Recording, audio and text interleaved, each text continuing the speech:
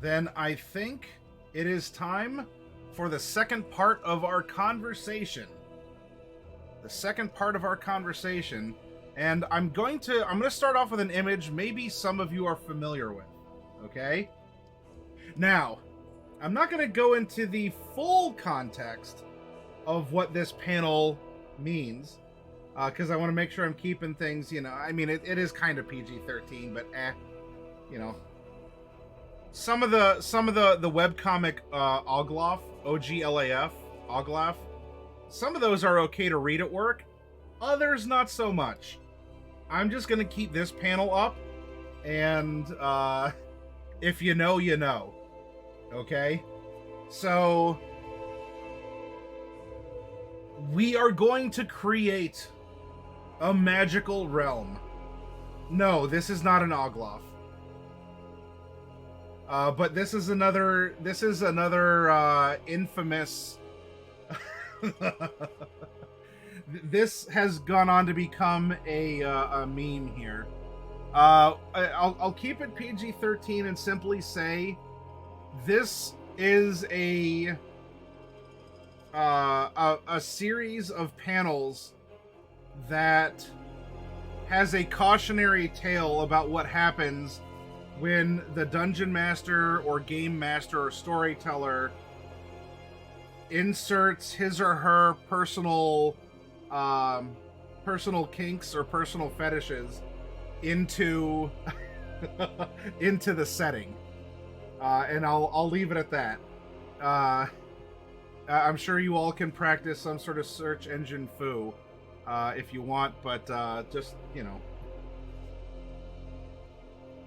if you do, be cautious about it, okay?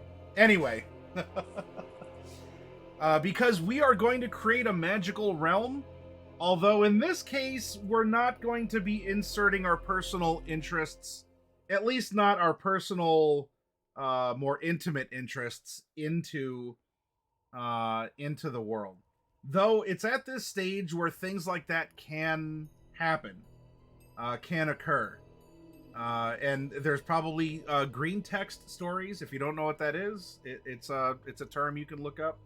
There's green text stories, or there's Reddit stories and other things that might talk about someone playing in a game where they were taken to the facilitator's magical realm, or where a game world was developed, but it takes a very specific interest and runs hard with it, and you get a lot of things where this person's personal interests are just sort of put out there, and things, while cohesive, while it makes sense,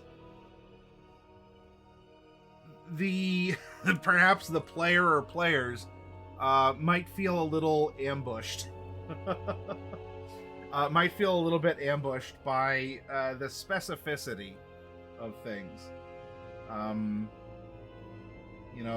In a dying world, you're like, oh, a dying world. It's post-apocalyptic. Oh, I'm totally into this. In a dying world. Yeah? Where there's monsters. Yeah? And there's magic. Yeah? The world needs to repopulate. Gotcha. I see where this is going. Not that I'm against it, but maybe I don't want to roleplay repopulating a post-apocalyptic world. At least not if I'm not online, right?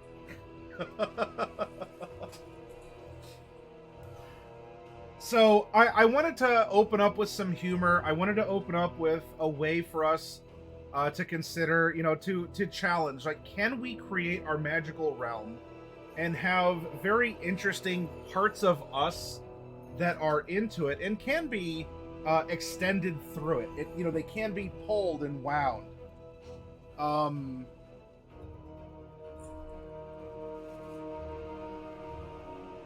And I think we're going to be capable of doing this. Now, if you all recall, we made a galaxy. It's a 12-armed spiral galaxy, very dense with stars. Our solar system has 2 suns, and 13 planets with sundry moons. The specific pattern of things, like we talked on how it could work if they go on a figure 8, if it's, I don't know, a binary star or something along those lines. The specifics still don't necessarily matter because we're saying everything needs to be what it is for us to have the world we have. I know that's a big broad brush, or that's a lot of presumptions. I promise you, if you want, you can go through, and I'm sure there are websites or calculators or people who can help you discover the gravitational forces, the proposed orbits. You can bring a tremendous amount of specificity into this. Have a good night, Silver. But I don't want to do that right now. But we know that in our solar system, it's 2 suns, 13 planets. And we are on whichever one. We happen to be on the 3rd planet out, but in our solar system, we could honestly be the 1st planet out, but our 1st planet is a good enough distance that we're getting Goldilocks conditions for life. We could be the 10th planet out, but because of the fact that maybe the one sun is so huge, if we weren't 10 planets out from this large sun, or the dominant sun, or whatever you want to call it, the father and the son, then we would be baked and or irradiated. We never could function. So that's why when it comes to this stuff, at the moment, I'm not concerned with how many planets out we are from the sun. I'm not necessarily concerned with the rotation of things, because we don't even have intelligent life yet to measure this sort of thing. It was brought up that perhaps over here, the suns could be nascent gods or goddesses. A singular for a monotheistic religion, a creator. It could be dualistic. It could be an entire pantheon. In my world, I not so cleverly called mine the Decagon. You have a pantheon. Well, I had 10 gods. I called them the Decagon. There's 10 of them, 10 sides, kind of, and playing into pantheon, Decagon. Anyway, that's me being a dork. But unless you're playing, and I've done this before and it's fun, unless you're playing a game where all of you as players are creators, you are the creator gods, you are the interstellar outsiders visiting a realm that you are very much creating, and that's a lot of fun to do. So you are as gods. In fact, there's a World of Darkness game. Oh, why am I forgetting it? It's kind of the precursor to everything. Help me, everyone. It's you are playing like as gods or demigods. Exalted, right? I think it's Exalted. Hey, E.T., good to see you. Thank you. Yeah, well, thank you for joining us in the workshop here.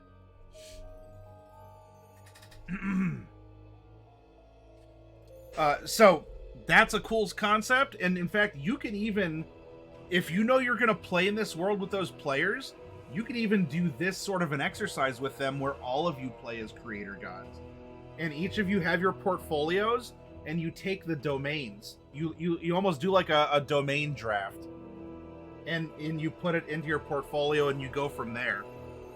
We are always winning 24/7, ET. All winning all the time. NBW, nothing but winning. No, we're spinning. Yeah, we are spinning. And so we created from all this cosmic dust and stellar debris and everything, we smushed it together, and we got our beautiful little potato planet. Our planet No name yet, but that's fine because there's no concept of language or a planet. We have our planet. It has 2 moons. One, for some reason, is in a geosynchronous or maybe even like a near geosynchronous orbit. And the other one is a lot like our normal one moon here on just lousy old Earth. Plain old common tier Earth. However, we do have a ring, sort of a medium density ring that surrounds our planet. And this could be of ice, of actual like H2O ice. This could be solidified gases. This could be the presence of the outsiders. This could be a lot of things, and I'm bringing this up in the first part of our workshop as a refresher, as a reminder, because we can draw on these elements to create our magic system in our world. And specifically upon our planet, we created an island where we pulled together the gases and the minerals, all of the elements that were churning up through the earth with the heat, with the water and its various salinity or the other things dissolved in it. And we gave it a little area here, and we made our primordial soup right in this little crook of our island. All right, Sierra, hey, thank you for hanging out.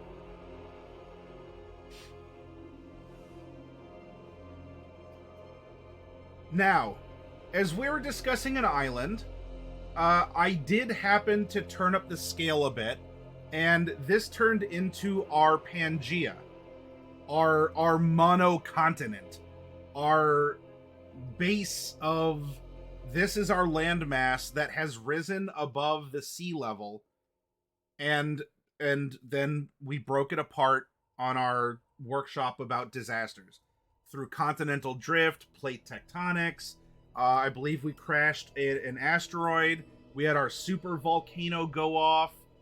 A lot of things happened that did destroy, mutate, or otherwise alter the life that was living there, as well as the conditions for the life living there. And by throwing a bunch of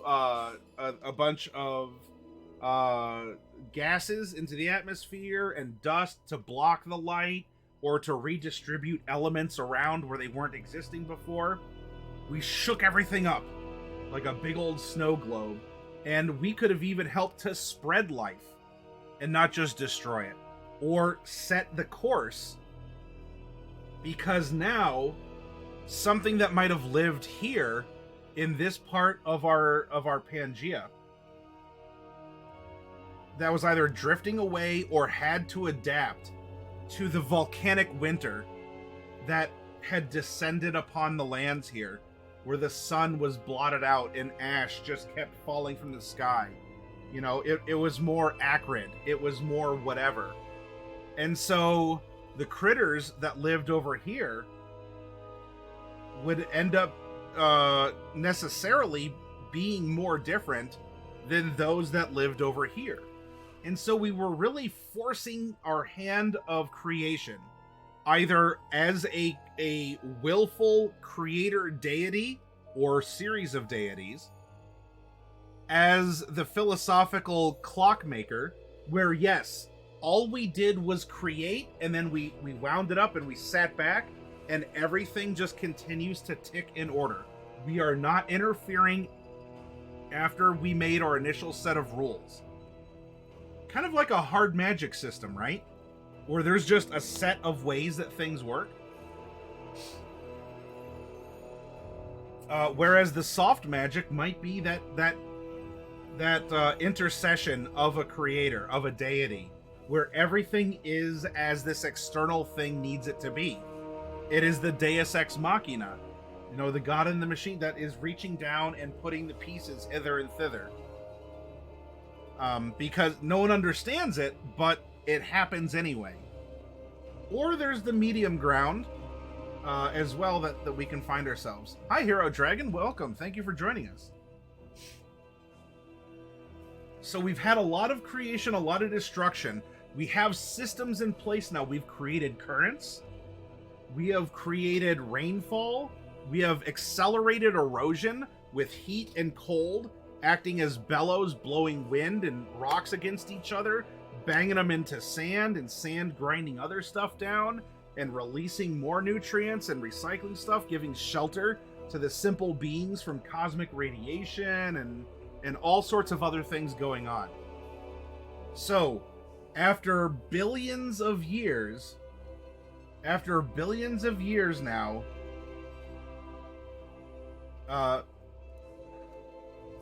yeah, it looks like it froze. Looks like it froze. Did chat disconnect?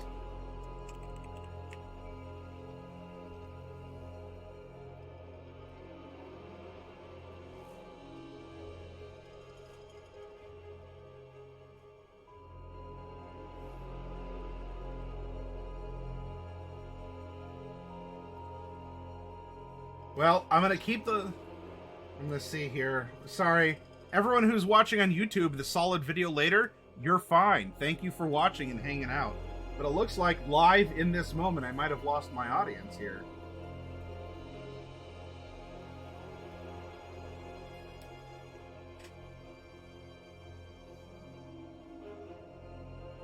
One moment while I contact them on Discord. Which, if you're watching on YouTube and you haven't already joined, please join us on Discord too. Especially when it comes time for our big prizes like our Tiamat. Which, maybe for all I know, we've already given out the Tiamat to someone by the time you read this. In which case, no, I wish you would have been here for it. But hang out with us and there will be another opportunity for something cool later.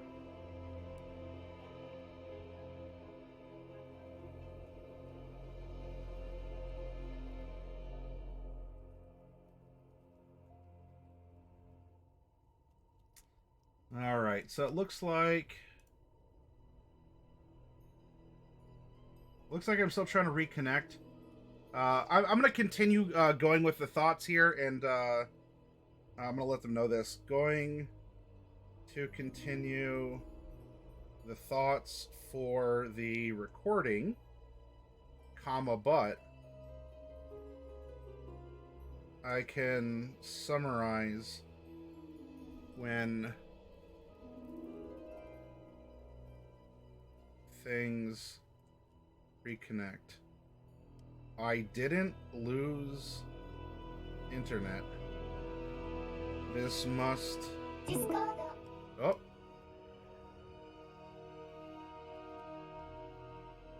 Be slobs and or Twitch.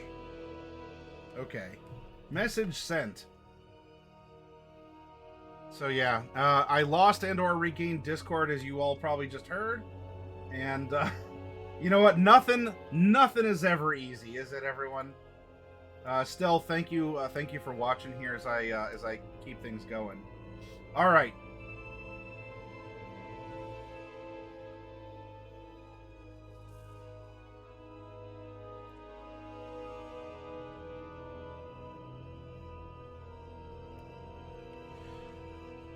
So we've created this world now. It has all of these forces, and these are all natural forces.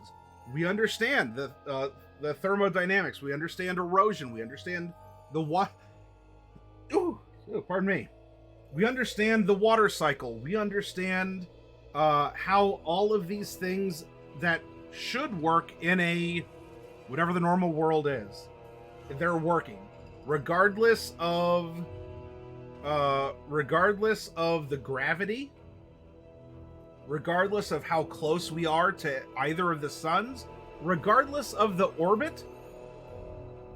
It is exactly what it needs to be to get the life that we're getting. And it's okay to, you know, have some plot putty for things like that. You can always go back. Oh, did I reconnect? Hello? Am I live again with you all? Hello, chat. Am I here? Are you there? Are any of us ever really anywhere?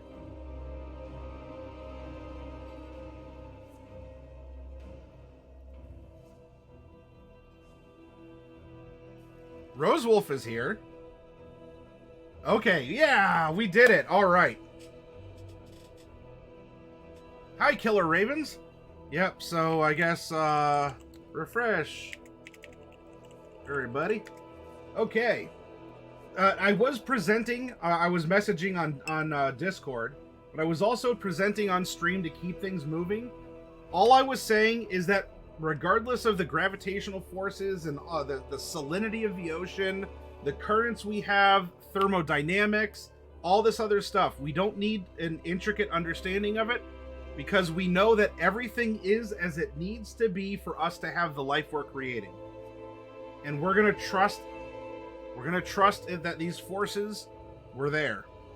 Now, at some point along the lines, because of a disaster, because of the introduction of an alien intelligence or something along those lines, we are going to have the one thing that breaks as human beings in a real world, that is breaking our understanding of how things should work, quote unquote. And generally, we call that magic. Because you shouldn't just be able to snap your fingers and have a fireball manifest. You shouldn't just be able to do the oh ho ho ho ho laugh and people and that's like a Tasha's Hideous Laughter from D&D, or to invoke the blood of a sacrificer yourself in order to inflict a wound on someone 120 feet away, but not 121 feet away. Because as long as they're 121 feet away, then you can't target them with your shrivel spell or whatever, right? Speaking as storyteller to storyteller, as whether or not we are positioning ourselves as the creator of this world or just a creator or a witness to it, we can go through all of this stuff.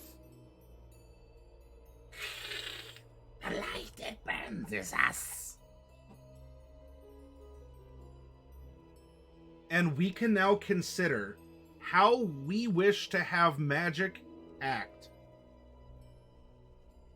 And here, I'll tone this down. I'll tone this down for you all. Hopefully that helps some. I guess we could go totally dark. Maybe that's better for you.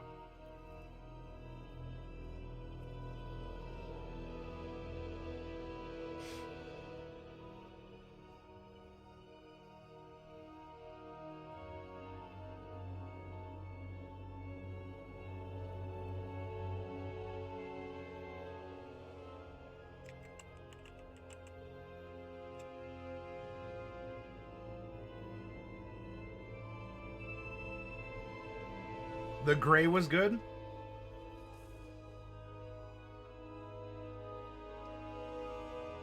Now, above and beyond anything else, we need to know our source. I don't care if this is a hard magic system, a soft magic system. The magic comes from somewhere. It could even be obscured to all living creatures. We need to know, as the writer, as the storyteller, we need to know this ultimate source. And you might go, oh, okay, well, nature magic comes from this god, and healing magic comes from this goddess, and then we have cats are a divine being and were created by this demigod. And there's a whole story. Don't even get me started on how the demigods came about. Okay, cool. Hi, Just Otherness. Yeah, midichlorians. We actually discussed something similar, and that is a possible source, right? It is intrinsic to the life that has developed in this world. Because while you have the powerhouse of the cell, we have the powerhouse of magic as well, and maybe they compete for dominance or something. Maybe that's why a lot of casters tend to be, you know, weaker or frailer, because they have midichlorians, which allow them, you know, phenomenal cosmic power, but their mitochondria just are not as powerful, and so they get the itty bitty living hit point pool. We have kind of a Karamon and Raceland sort of thing going on, but just otherness. This all comes to, you may have different gods for different things.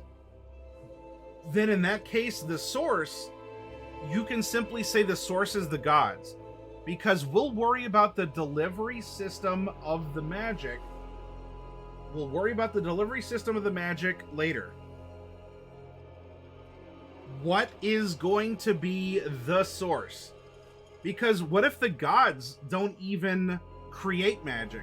What if they're simply a prism that filters magic to followers or believers or people with magic stones or great willpower or certain, you know, body chemistry, midichlorians or something?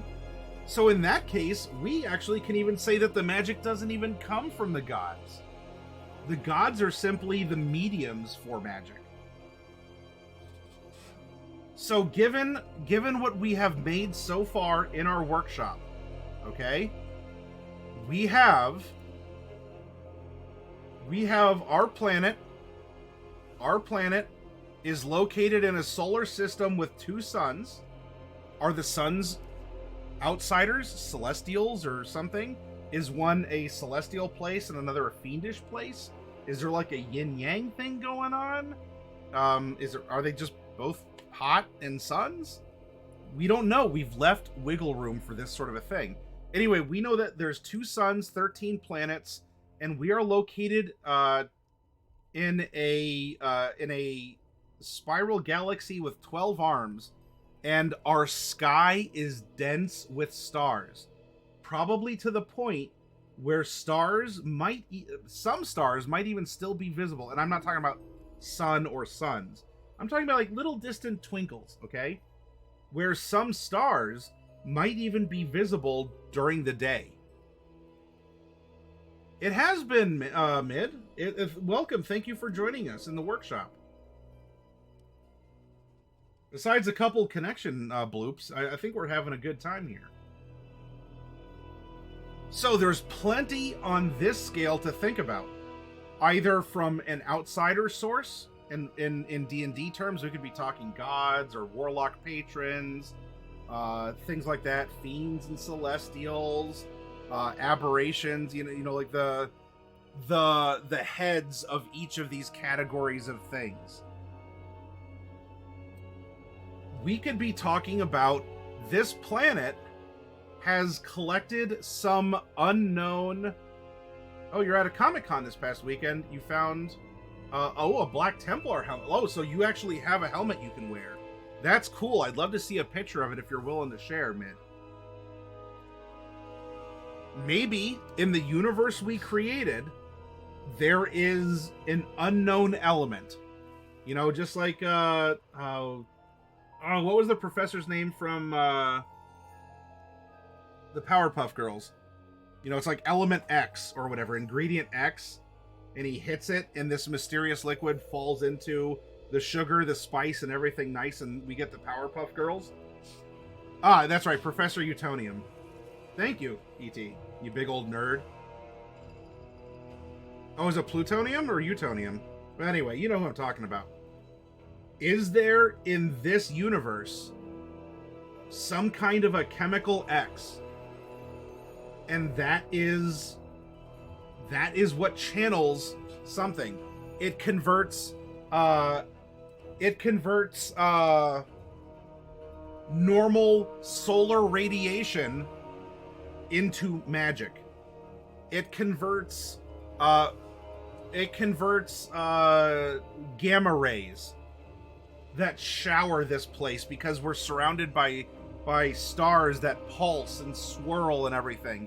It might actually convert a natural thing that we know about in our world, in our real world, but it has that magic black box of chemical X.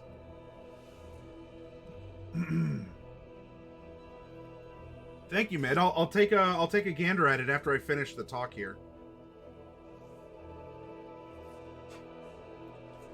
Oftentimes, you just need the one thing that's different. And it works across nature. The one thing that's different is the next mutation for the species. It is the next one thing to discover that could change everything that we've known to this point, because everything shifts ever so slightly because of it.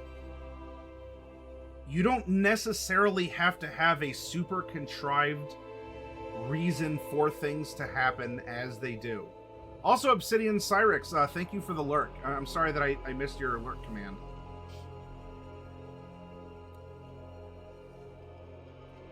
And if we're introducing magic at this stage of whatever the ultimate creation is going to be, we can bring up the parable of the jellyfish, if you remember that from a couple streams ago. If we introduce it that one variable early enough, everything will adapt around it because it has to. Because we know that life will grow and adapt and incorporate or reject.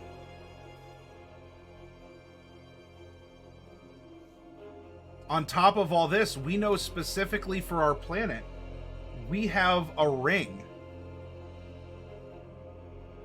Does the ring collect something and, channel it down? Has there been some evolutionary, something biological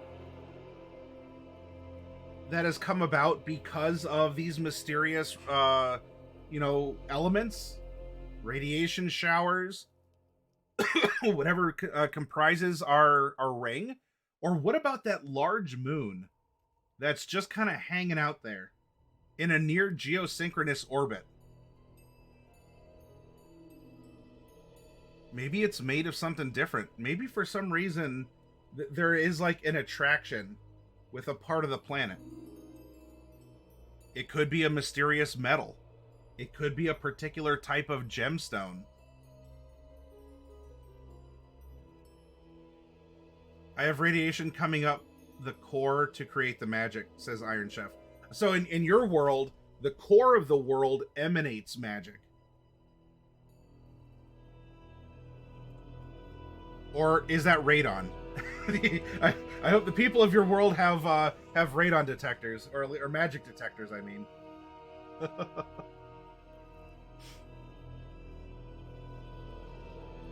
So, there is not one right answer. And especially if you're telling a story to people who don't know better as players, let alone as characters, they can even get it wrong.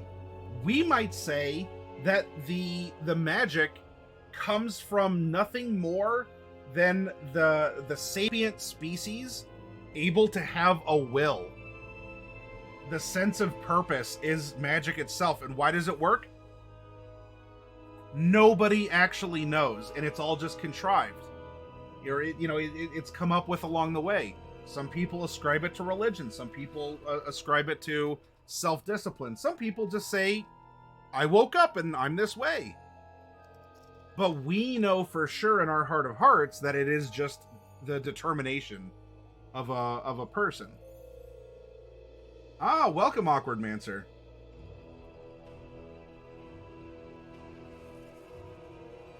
Ah, okay, so Iron Chef, you use the mana pool style of magic.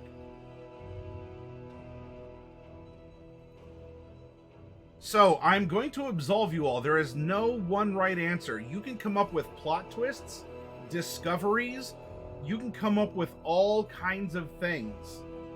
But here and now, I want you all to tell me, and I'm going to open up a short poll, okay? I want you to tell me the source of magic in our world.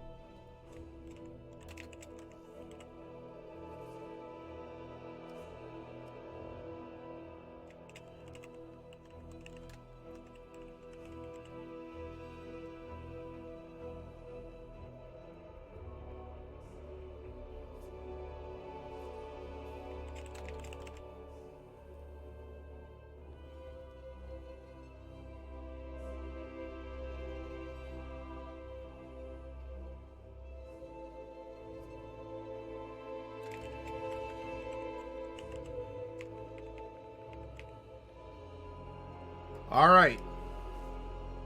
Everyone, you have 2 minutes to vote in this poll. I want you to tell me, this is interactive, and there's no correct answer, but what sounds best to you all, okay?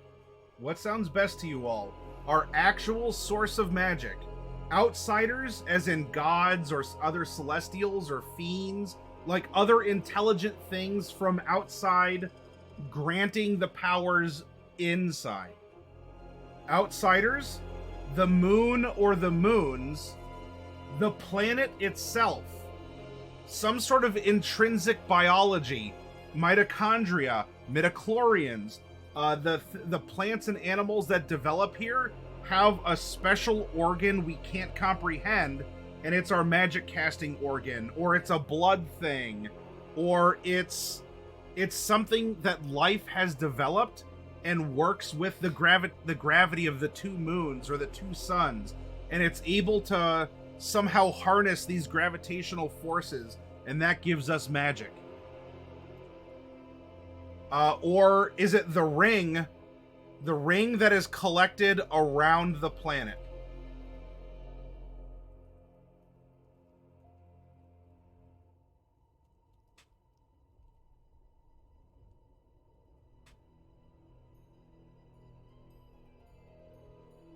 It could be Awkward Mancer.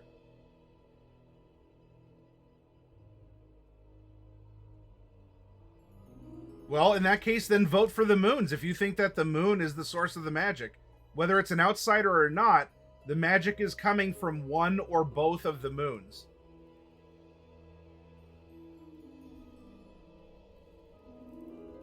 Because for all we know, one of the moons is an outsider, but the magic is coming from the moon all the same. It's simply facilitated or channeled by the outsider contained within. How did I come up with the organ part? As in having some sort of like a magic, like, cell or like a magic gland or something? Alright, so 5 of you wanted the moon or moons. Intrinsic biology was close, the planet, the ring, and none of you wanted outsiders. None of you wanted outsiders to simply create or gift or bestow. Well, we're trying to look at possibilities, Super Creeper.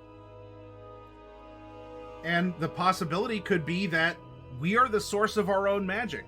We have something that in our real world we don't have, but it's some sort of a gland. We're almost like a mutant in the X-Men. Mutants can just create fire or ice. They have a gland. They have a biology. They have something that allows them to do that. So maybe the life that exists in this world, because it's a fantasy world, it was part of it. But in this case, I guess we don't need to worry about that. The moon or the moons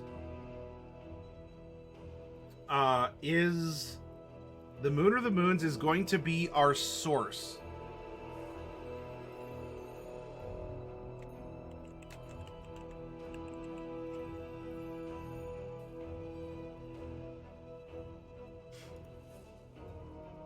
All right. Now, the next thing to consider. How are we getting the source of magic to whatever can be affected by it? What is our channel? What is our medium?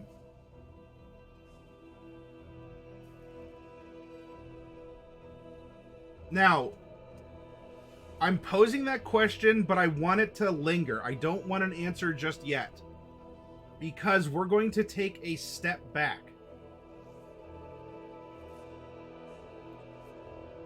If you run a role-playing game like D&D, we commonly accept that all schools and types of magic exist, and that it's okay to have druids draw on power the same but different than wizards, or sorcerers, or bards, or whatever. We just intrinsically accept that whatever system we're playing, okay, like that's how it works. Everyone, is fine. They all have different sources and everything's different. You can play that way. It's also fine to say, in this world, necromancy doesn't exist. Period. Or necromancy doesn't exist yet.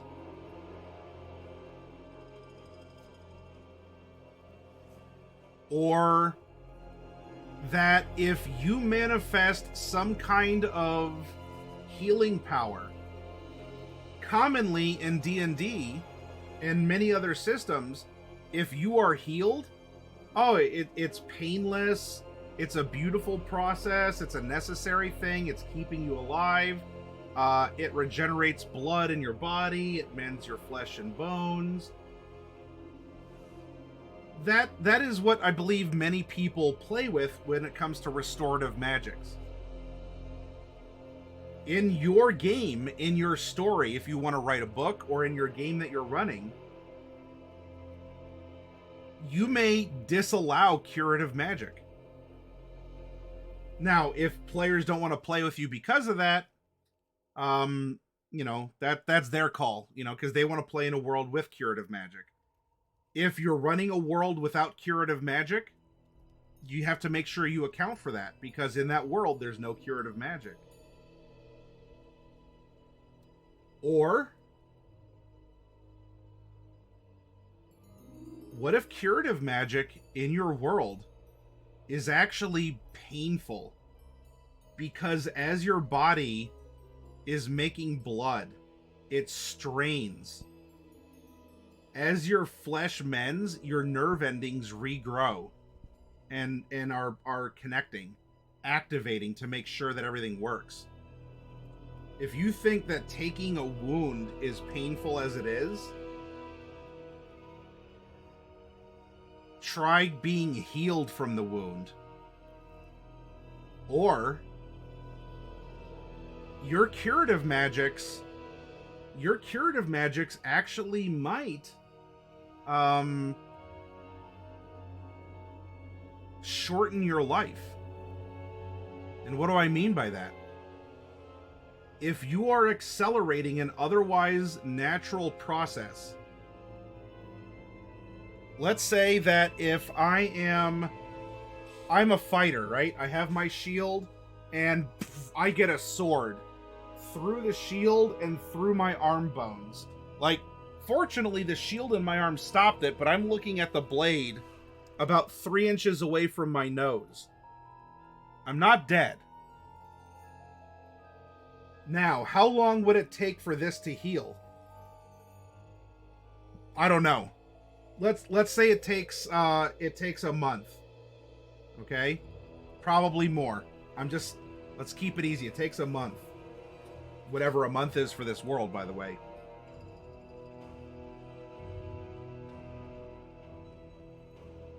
By casting curative magic to repair, what if you are trading a month of your life off the back end for instant healing now?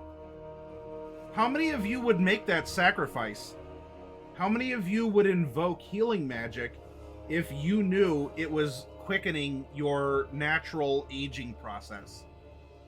Right? As your DNA is accelerated in healing and making other cells, as you lose your telomeres off your DNA strains at a heightened pace, I wonder, would you rather live with one arm bound and bandaged, or would you trade a month off the unknown end of your life in order to be healed now?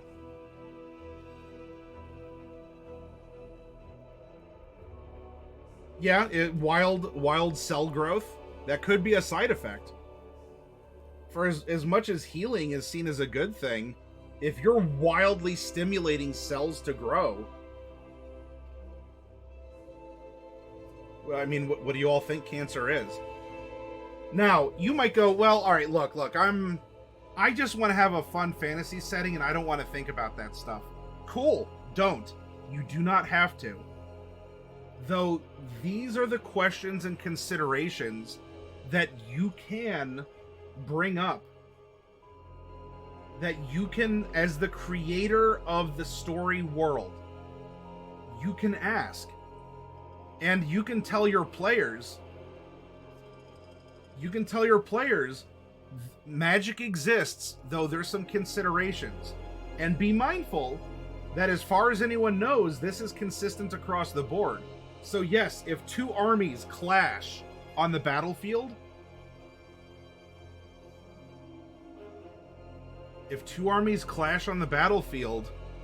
then and a soldier is healed with healing magic, either soldier is going to be shortening their lives, and it's going to be a very painful process.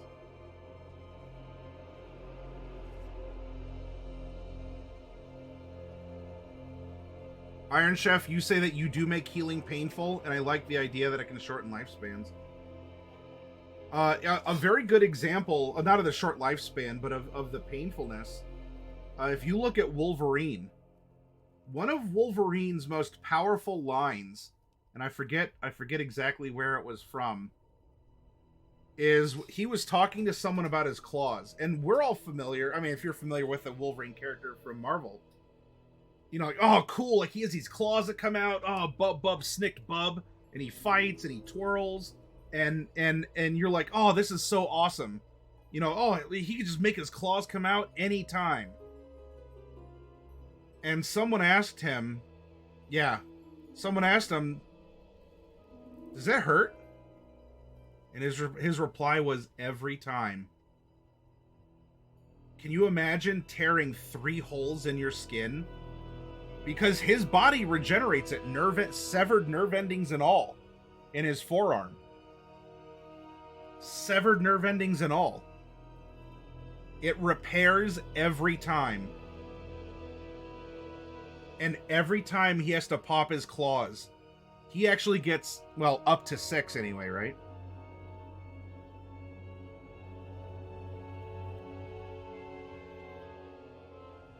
What if that's healing in your world? Or what if necromancy doesn't exist?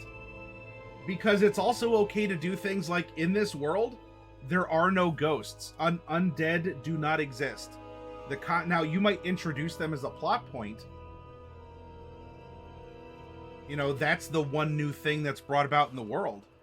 But as far as anyone knows, there's no actual skeletons or ghosts. Maybe even culturally, no one has even thought of it. So have fun at these early stages. Introduce your radicals and your variables. Have fun with them. Hi, Tio.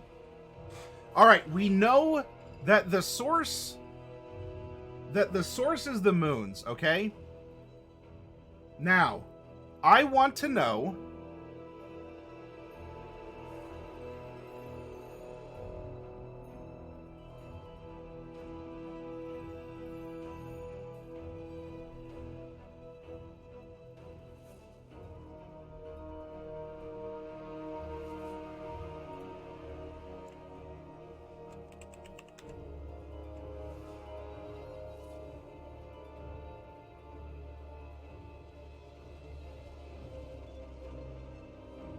that is a trip at the end of this month that Darkwolf and I are going on up in Madison, Wisconsin, to go visit a distributor and a lot of manufacturers that are getting together to talk about products, reveal new things, and I'll be able to come back with even more swag. Now, what is the medium? What is going to be getting? What is going to be getting the source of magic down to the users of magic? And this is something to also consider. If you say, well, I really like scrawling out runes, or you have to make a magic symbol. You know, you have to have some sacred geometry. This is our sacred geometry. Although I think I've referred mostly to they're, well, kind of the same thing but different. Our sacred geometry, okay? Why is that? Do the runes pool the chemical or the magic? And if it takes a shape? Like, what, you know, so is the medium runes? Is it written? Is it just a magic power? Is it a liquid? Is it... and I want to ask you all, how are we getting the moon or the moons is our source of magic? How is it being conveyed to creatures or whatever is magical? I'm going to open up a poll for this.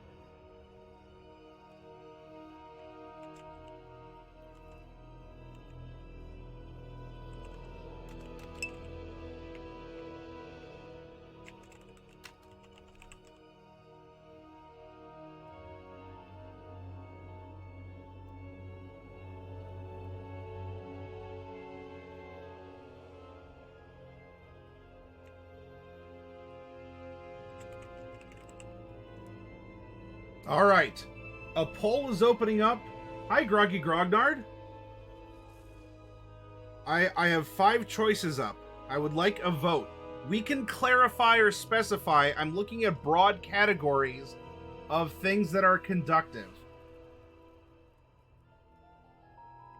All right, everyone gets 1 vote up in the top of chat here. Hi, Just Otherness. So the question is, magic is conducted by what? Water, air, or something similar? Is magic something that can be put into a current or delivered by a medium such as water or air?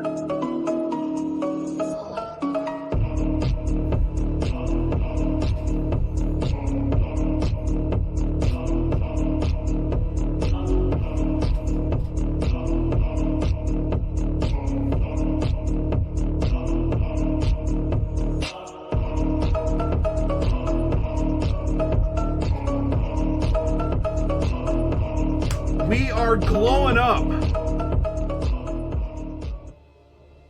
And I thank you very much for the raid, for glowing up our channel.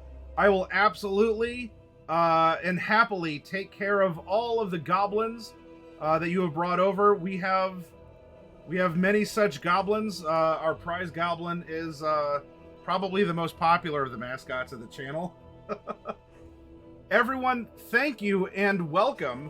We are having a workshop on installing magic in our fantasy world and discussing elements to consider as you are doing the same with yours. It's very participatory, and there's currently a poll up for how are we conducting magic from what we have created so far. But thank you, everyone. Wonderful raid. If I have earned a follow from you all for our thoughtfulness, our welcome, I am very grateful to have Gnome Anne's friendship as she guided you all here to the Hero Zone, and I will continue to show up and engage with you. Know that after we hit 4,000 followers for the channel, I'm going to be giving away a gargantuan pre-painted Tiamat figure. It's a $400. Uh-oh, we have a tie between water, air, or something similar, or some kind of biology, blood, genes, or maybe an organ or something. Ah, so we're going to have a tiebreaker, it seems.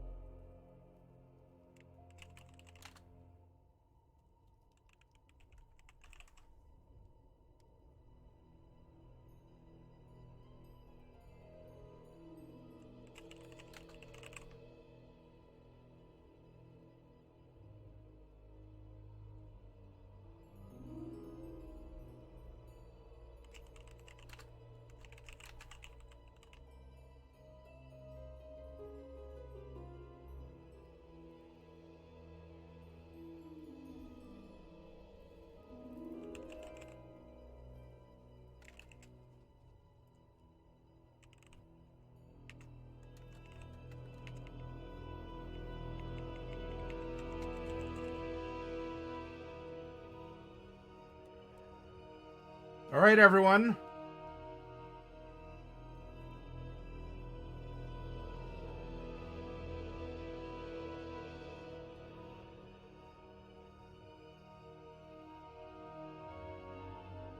So, here's the new poll.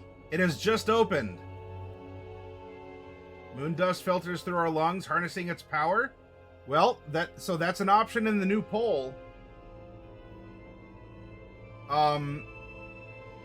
Magic is conducted by life that is receptive or has adapted to this moon's influence. So it's something that was born in the gravity of the supermoon or something, and it just resonates. There is a biology distinct to receiving the moon's blessing or whatever through just blood or genes. So it is passed on through life. It doesn't necessarily have to be from life specific to the moon. It's just, maybe it can be passed on outside of the influence. So a creature born under the moon's influence could just pass it on. Or introduce its blood to something else, infusing a non-receptive creature. Through a fluid. A fluid would be water or air, something that flows, something that is fluid. It flows. It comes down on the air. It's a special water that has moon dust in it or something. It's through that or another current. Another current could be lightning, could be magic strikes, could be gravitational waves. Something not necessarily as tangible, but, pulses of the moon or something along those lines.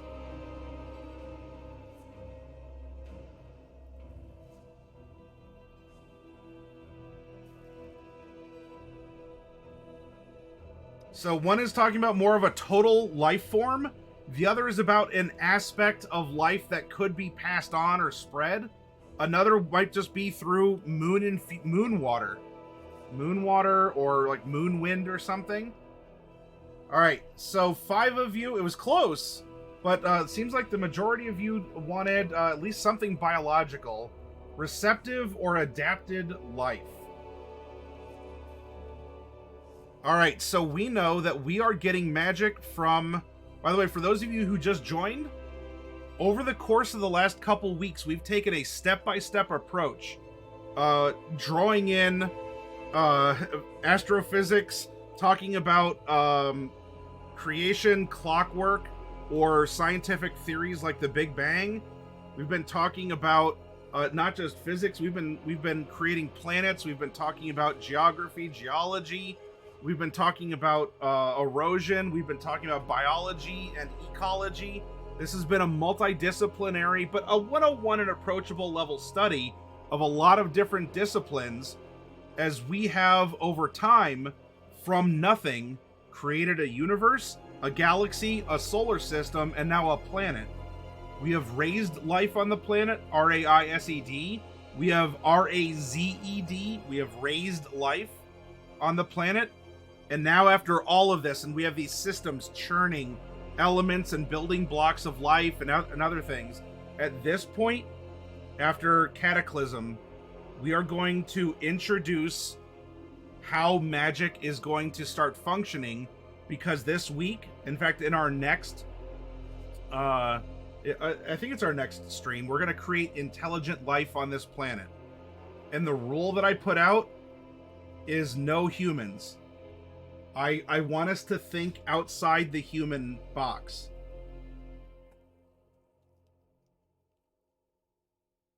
There's no such thing like artifacts tuned to the moon dust. Hadnerfallen? Not yet, because we don't have intelligent life. We have plants and animals that have survived a cataclysm.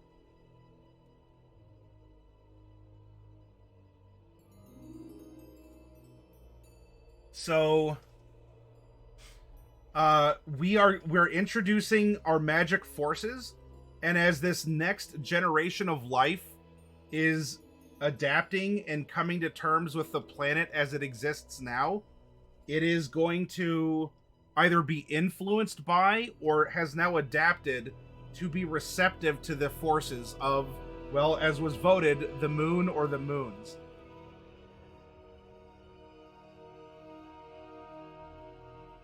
Yeah, so right now there's nothing that can create what we would know as an artifact.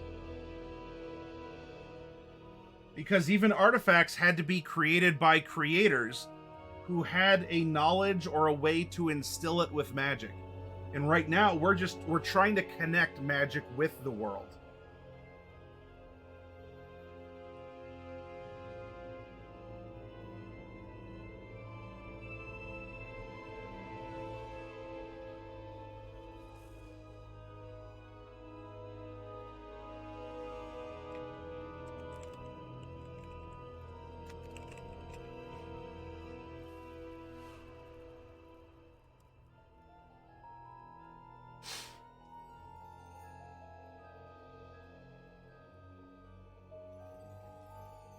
The source of magic was not voted to be otherworldly.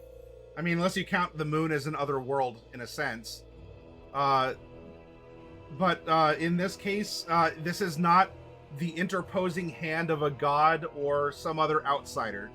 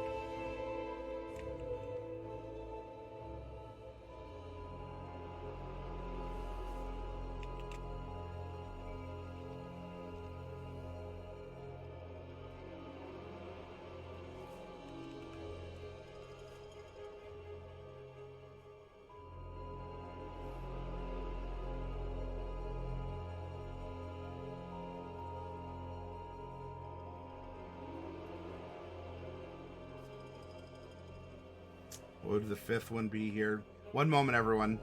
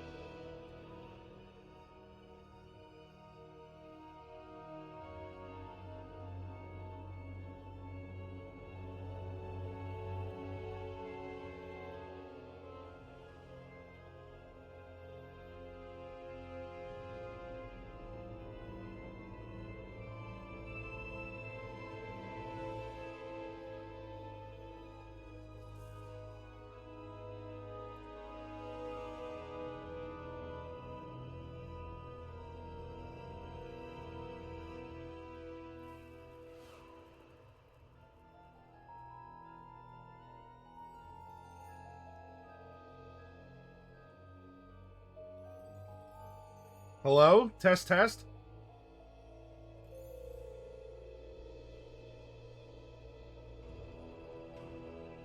I have no idea what happened. My microphone was off and I touched nothing.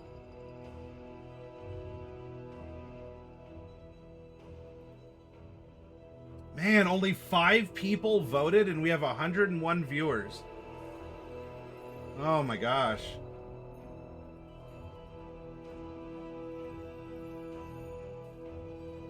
Y'all, this is supposed to be interactive. Are we not having fun?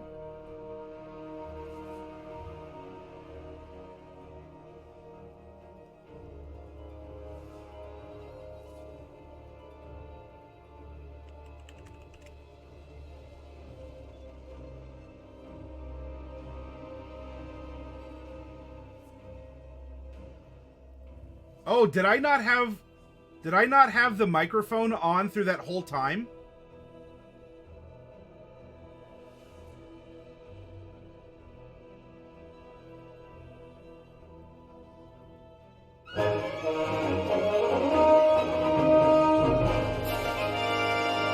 Y'all gotta tell me this stuff. Hi, Rowdy One. Thank you very much for the follow. There's our little... Speaking of goblins, that was our prize goblin tumbling around. Alright, let's put this up again.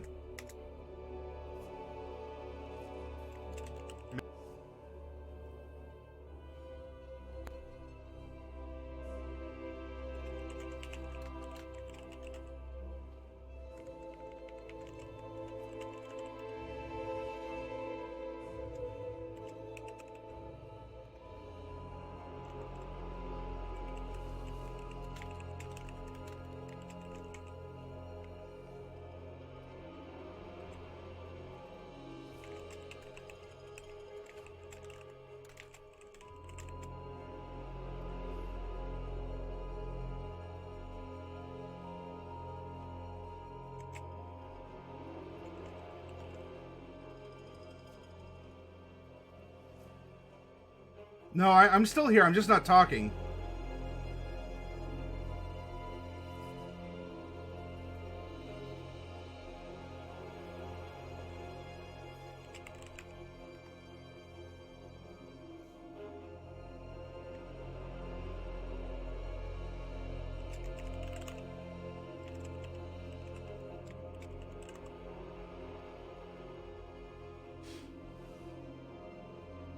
All right, so let's. There is a poll going up. You have 2 minutes. You have 2 minutes to vote in the poll if you can. I know people on mobile. I wish Twitch could figure out what to do with that. But how does magic manifest here?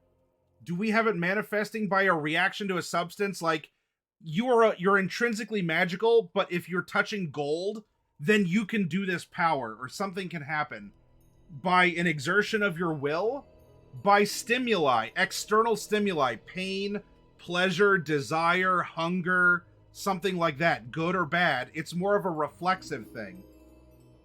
Amassing together, like if a bunch of people who are magically capable get together, then magic can happen in greater and greater numbers because we've reached a critical mass. So it's more of a numbers thing.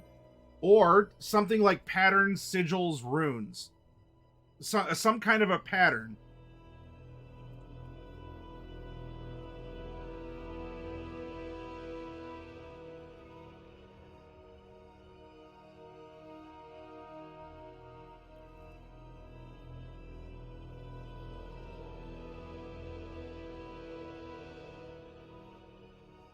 All right, about 30 seconds remain. Is it if I touch plastic, I can suddenly cast lightning bolt because I'm reacting with something and as an intrinsically magical individual? Is it just simply an exertion of a will?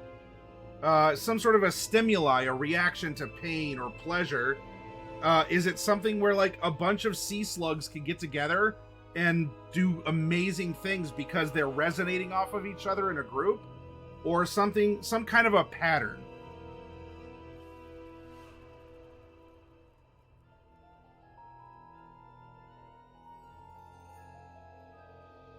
All right. So a couple more people voted. We had 11 this time. Will was still the winner. Okay, so in this case, magic is not going to come about until we have creatures that have a more of a developed sense of will.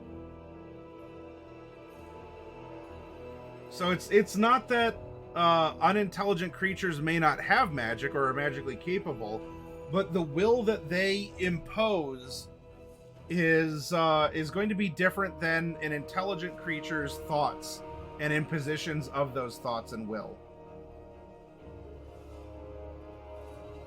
Well, the will is a projection. The reaction or the stimuli, the stimuli is a reaction. What happens on a cloudy night? You just don't see the moon, I guess. I mean, you can still get a satellite signal, or you still get internet and stuff. You can still make mobile calls on a cloudy night.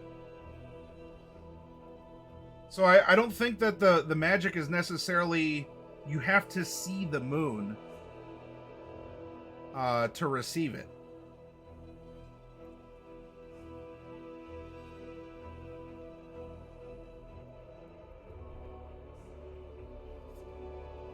Yeah, the tides still come in on a cloudy night too.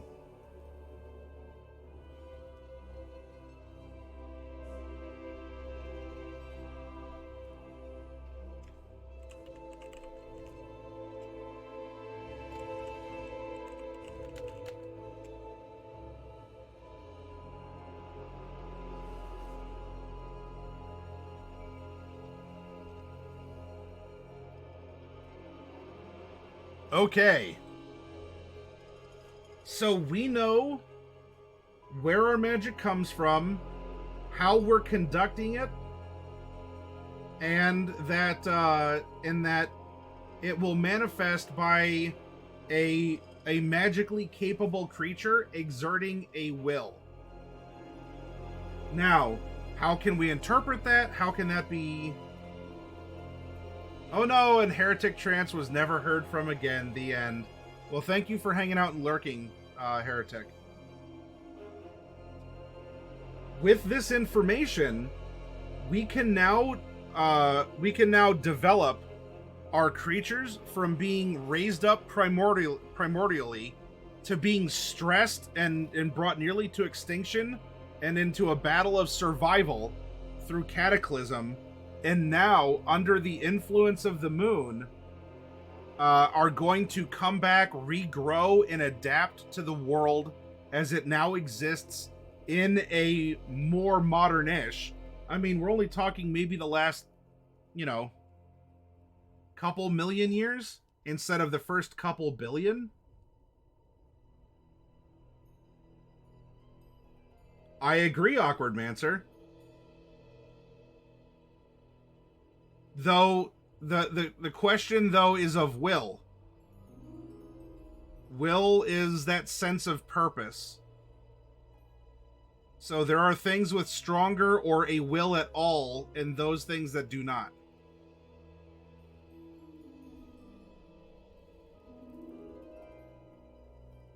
But also remember, our intelligent life is not human. I am not making humans on this world. And so whatever we get that is going to be whatever default human in a setting is not gonna be human. Now, does that mean that we just get, a human wearing a funny hat? I would prefer to try and avoid that. But I also don't want to be super contrived and be like, they all have 3 heads and 5 arms and 3 legs, and they all have teal skin with copper hair, and I mean actual metal hair. Can such a thing exist? I mean, it's a fantasy world, why not? I don't want to do it just to make it sound different for that sake. But I don't want our core intelligent race on this world to be a human. I'm surrounded by humans. I am a human. I talk with humans every day, in person and digitally. I'm done with humans, okay? I got humans. I've spun around the Earth a couple times, or the Earth. I've spun around the sun a couple times. I'm pretty comfortable with humans. I want to think about what is going to grow intelligent and is going to come about from this world by the hand of a creator, by the circumstances of clockwork. And I don't mean actual clock. I mean like the clockmakers of the philosophy of the clock. Philosophy of the clockmaker, or just by pure random chemicals blowing around until enough of the right ones blew in the right direction, and here we are.